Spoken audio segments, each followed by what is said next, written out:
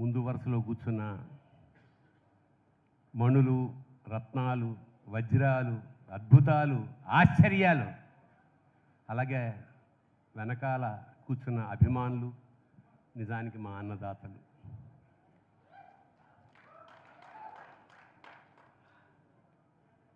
ఇప్పుడు అంటే జనరల్గా ఏదైనా ప్రిపేర్ అవుతాం మాట్లాడడానికి, మాట పడిపోవడం అనేది ఇలాంటి సినిమాలు, ఇలాంటి పాటలు చూసినప్పుడు జరుగుతుంది.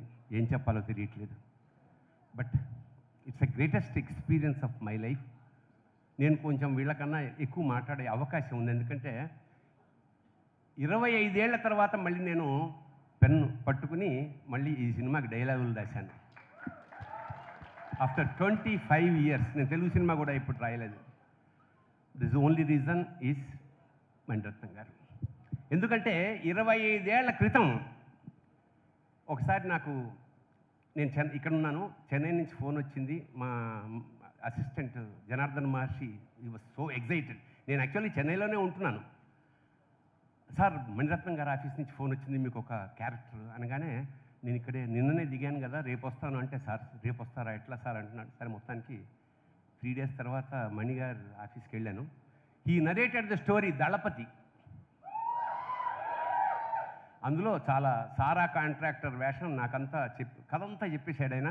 తర్వాత ఫోటోషూట్ పెట్టాడు. వెంటనే రిజల్ట్ కూడా వచ్చింది. ఈ సెడ్, మీ ఏజ్ చాలా తక్కువ ఉంది. I was hardly 25 then. అంచేత ఈ వేషం మీకు ఇవ్వట్లేదు. మణిరత్నం సినిమాలో వేషం రావడం ఒక అదృష్టం అయితే పోయింది, ఇలా వచ్చినట్టే వచ్చి అలా వెళ్ళిపోయింది. సో ఇట్ వాజ్ నేను చాలా ఇంటర్వ్యూలు చెప్పాను, మీ జీవితంలో సినిమా ఇండస్ట్రీలో జరిగిన బాధలు, ఇన్సిడెంట్స్ ఏమనంటే, I missed a character with Mani sir. But దాన్ని ఇంకొక రూపంలో ఎలాగ వచ్చిందంటే, ఆఫ్టర్ 25 ఇయర్స్ నేను మన ఆచార్య సినిమా షూటింగ్లో చిరంజీవి గారి పక్కన కూర్చొని మాట్లాడుతున్నాను. సాయంత్రం ఫోన్ వచ్చింది, సరే phone call from Mani sir office. నేను పొరపాటున నాకు వచ్చిందా, సరే మొత్తానికి అయితే ఆయనే మాట్లాడారు సాక్షాత్. Bharani garu, you have to right script for Telugu, script for Ponniyin Selvan అన్నాడు. నేను అసలు మాట రాయాలన్నప్పుడు మాట పడిపోయింది నాకు. సరే నేను అన్నాను, సార్ సార్ చచ్చిపోచ్చి sir, shall I write 4 or 5 scenes and test అన్నాడు. ఎన్నా సార్ టెస్ట్ వాంగ అన్నాడు ఆయన. అంతే, వెళ్ళాను, సినిమా చూపించారు. అది ఇంకా అప్పుడు ఎఫెక్ట్స్ లేవు, రికార్డింగ్ లేదు, జస్ట్ ఒక సినిమా.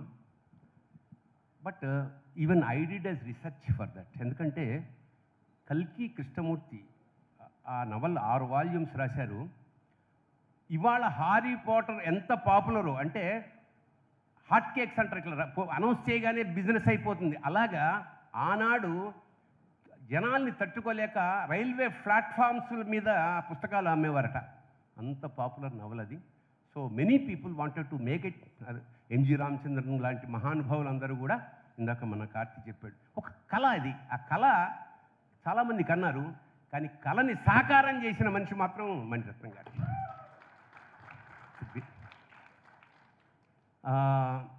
ప్రధానంగా నన్ను పెట్టుకోవడానికి కారణం ఏంటంటే భాష. ఆ భాష కొంచెం రాజభాష. అది మరీ డౌన్ టు ఎర్త్, మామూలు ఇప్పుడు మనం మాట్లాడుకున్నట్టు ఉండకూడదు, అట్ ద సేమ్ టైం మరీ క్లిష్టంగా ఉండకూడదు. సో వయా మీడియాగా ఉంటే భాష బాగుంటుంది అన్నాడు. So with the help of my assistants, I cannot say assistant, is my Janardhan Maharshi. తమిళ్లో స్క్రిప్ట్ రాయగలడు, మాట్లాడగలడు. Is a popular writer in Kannada and Telugu. So he cooperated. అలాగే మా Shiva Subrahmanyam. With the help of all these people నేను చాలా తొందరగా 2-3 నెలల్లోనే మణి సార్ కండిషన్ పెట్టారు, you have to write within 2 or 3 months. నేను 6 months ఇవ్వండి సార్, చూడడానికే అంత టైం పడుతుందంటే, నో హై టైం అమ్మా అంటే, నేను కొన్ని సినిమాలు వదులుకునైనా సరే ఈ సినిమా రాయాలి అని నిర్ణయించుకున్నాను. ఎందుకంటే అంత I enjoyed every moment, every bit of the film. ఒక్కొక్క పాత్ర, if there are 50 characters in the film, each character as a specialisation. ప్రతిదానికి ఒక ఓపెనింగు, ఒక మధ్య, ఒక క్లైమాక్స్, అలా ప్రతి క్యారెక్టరేషన్ అలా ఉండడం అనేది చాలా చాలా రుజువు. ఎందుకంటే ఎక్కడ ఏ టైంలో ఏం బ్లాస్ట్ అవుతుందో అన్నట్టు, నెక్స్ట్ ఏం అవుతుందన్న ఉత్సాహం, ఉత్సుకత అలా మెయింటైన్ చేసుకుంటూ చివరిదాకా వచ్చారు. ముఖ్యంగా కొన్ని పాత్రలు, హీరోల పాత్రలు అయితే ఇంకా చెప్పక్కర్లేదు. ఈచ్ అంటే మీరు రెగ్యులర్గా కార్తీని చూసుంటే ఈ సినిమాలో కార్తీ కాదు, వంద్యదేవనే కనిపిస్తాడు, కార్తీ కనపడ్డు. అలాగే మా విక్రమ్ గురించి నేను ఒక విషయం చెప్పాలి మీ అందరికీ. తెలుగులో చిన్న చిన్న వేషం 9 నెలలు మేము కలిసి చేసాం. 9 చాలా చిన్న వేషాలు చేసి అక్కడి నుంచి శివపుత్రుడితో అంతర్జాతీయ స్థాయి, ఇంటర్నేషనల్ లెవెల్లో నేషనల్ అవార్డు తీసుకున్న మనిషి.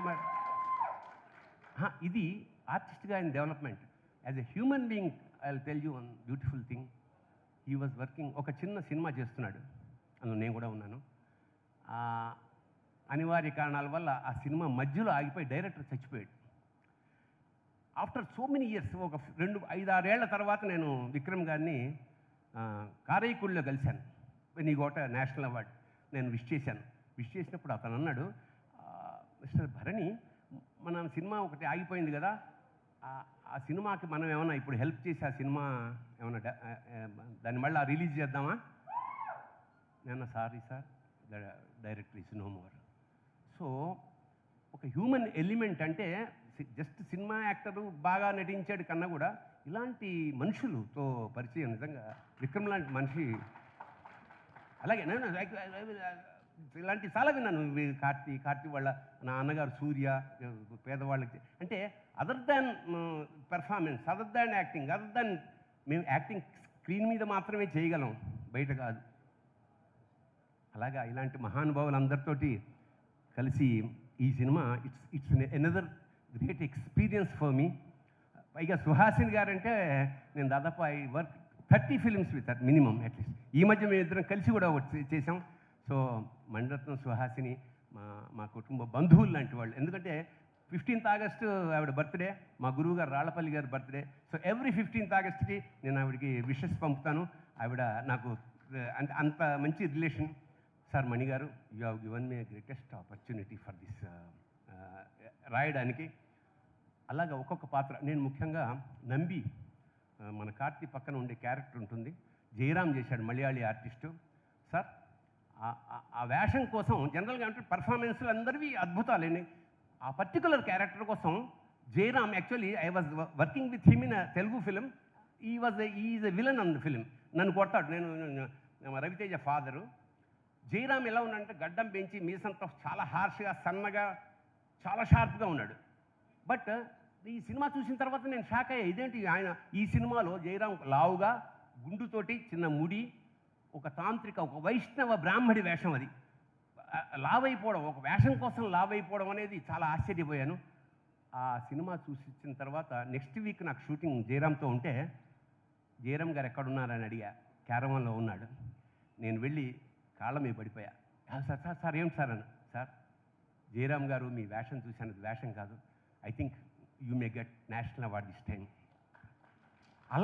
అలాంటి ఒక్కొక్క క్యారెక్టర్స్ సినిమాలో. సరే, తర్వాత మా కిరణ్ అసోసియేట్ అతను ఉన్నాడు, మణిరత్నం గారికి డైలాగులు చదివి వినిపిస్తున్నప్పుడు, సార్ జయరామ్ వేషానికి భరణి గారే డబ్బింగ్ చెప్తే బాగుంటుంది కదా అన్నప్పుడు వెంటనే మణిరత్నం గారా అది బాగుంటుందే అన్నాడు. నేను సరే సార్ వెళ్ళి 2 సీన్స్ చెప్పి పంపించాను, చాలా బాగుంది అన్నారు. ఆ వేషం నేనే డబ్బింగ్ చెప్పాను, అది ఒక అదృష్టంగా భావిస్తున్నాను. There are so many beautiful experiences in the film. ఇది ఒక చరిత్రలోకి మనం వెళ్ళిపోతాం. ఒక సముద్రం ముందు కూర్చొని చూస్తే ఒక ముత్యాలు ఇట్లా చాలా చిన్నవాళ్ళం అయిపోతాం. ఈ సినిమా చూస్తున్నప్పుడు ఆ సినిమాలోకి వెళ్ళిపోతాం, అనుభూతుల్లోకి వెళ్ళిపోతాం, చరిత్రలోకి వెళ్ళిపోతాం. మనది ఇంత పెద్ద చరిత్ర, ఇంత వ్యాస్ట్ చరిత్ర మనది, ఇంత అద్భుతాల. అట్ ద సేమ్ టైం ఇన్ని కుట్రలు, ఇన్ని కుతంత్రాలు, ఇన్ని దుర్మార్గాలు 1000 ఏళ్ల క్రితం కూడా ఉన్నాయంటే human psychology is always the same. రంగులు మారాం, కిరీటాలు మారాం, కత్తులు మారాయి తప్ప మానవ బుద్ధి మాత్రం ఎప్పుడు మారదు, ఇలాగే ఉంటుంది. దానికి దర్పణమే పొన్నియిన్ సెల్వన్. ఎవ్రీ క్యారెక్టర్, పొన్నియిన్ సెల్వన్ వేసిన జయం రవి, మా నాజర్ గారు, మిగతా మిత్రులు. అంటే ఒక క్యారెక్టర్ ఇందులో క్యారెక్టర్ వేసాడంటే వాడికి ఆల్రెడీ ఆస్కార్ అవార్డు వచ్చినట్టే లెక్కగానే భావిస్తున్నాను. Such a great experience. So దీని గురించి ఇంకో గంట సేపు మాట్లాడమన్నా మాట్లాడితే ధర్మం కాదు. కాకపోతే ఈ చోళ సామ్రాజ్య దాని గురించి కొంత ఇంట్రడక్షన్. అంటే ఈ సినిమా ఏమిటి, ఒక చరిత్రలో సందర్భానుసారంగా కొంత కల్పనతోటి రాశాడు కల్కి కృష్ణమూర్తి. దాన్ని తెర మీద అద్భుతంగా రసావిష్కరణ చేశారు మణిరత్నం గారు. ప్రతి పాత్రని ఒక హైట్స్, అంటే జీవితంలో వెనక్కి తిరిగి చూసుకుంటే, yes I did a character in Ponniyin Selvan, నేను డబ్బింగ్ చెప్పాను, నేను మ్యూజిక్ చేశాను. ఇట్లా everybody will have an special place for this film in their life. అలాంటి ఒక గొప్ప సినిమా. దీని ఈ కొంత ఇంట్రడక్షన్ వాళ్ళు నాకు ఏమన్నారు,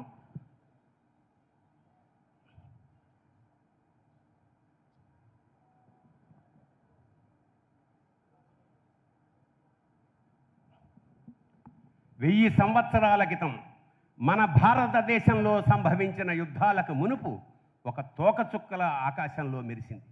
అది భూమిని కుదిపేసింది.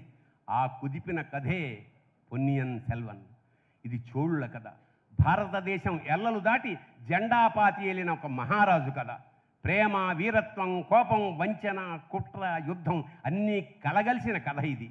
నిజమైన చరిత్ర కల్పనలు కలగలిపిన కల్కి రాసిన ఒక చారిత్రాత్మక నవల ఆధారంగా అద్భుతంగా చిత్రించిన చిత్రం పొన్నియిన్ సెల్వన్.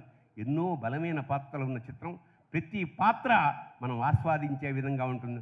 మరీ ముఖ్యంగా చోళ చక్రవర్తి సుందర చోళుడు, రాజాదిరాజ, రాజమార్తాండ, అనంత వీరగజతుర్గ పరివార, చోళ మహారాజా, సుందర రాజా, ప్రకాష్ రాజా రా.